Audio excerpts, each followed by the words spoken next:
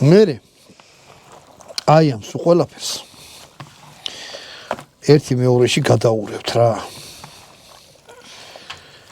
აი ეს.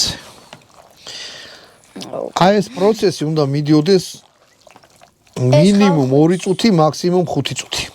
ხახვიც იმას იზავს, წვენით შეიწოვს ხახვს. ეხლა ნახე აქ რა ხდება ბატონო დავით. ეს მარტო ეს არ არის რომ აქ რაღაცა დაისაქმება. ხახვს პილპილს რა ჩავაყარეთ და ღვინო შეიწოვს ხორცს. ხო, კი ბატონო, მაგრამ აი ნახე ეხლა რაც ღვინო დარჩა. ღვინო რაც დარჩა. მე ასაგებოთ რომ გამოვიტანთ, ეს ღვინო მე დავასხათ. არა, შეწოვილი ექნება უკვე ყველაფერი ამას, რა ქვია. ხორცს ექნება შეწოვილი რა. ესე მოით 1-2 ცალი რბილი ნაწილი ჩავაგდო. ესე. და ესე. აჰა. მოკლედ ეხლა ხო არ გაყურებინეთ ამას 5 წუთი როგორ ვეს, მაგრამ არის ფიქრობთ რომ აი დასველ დადარა უნდა შეძელვა უნდა აუცილებლად და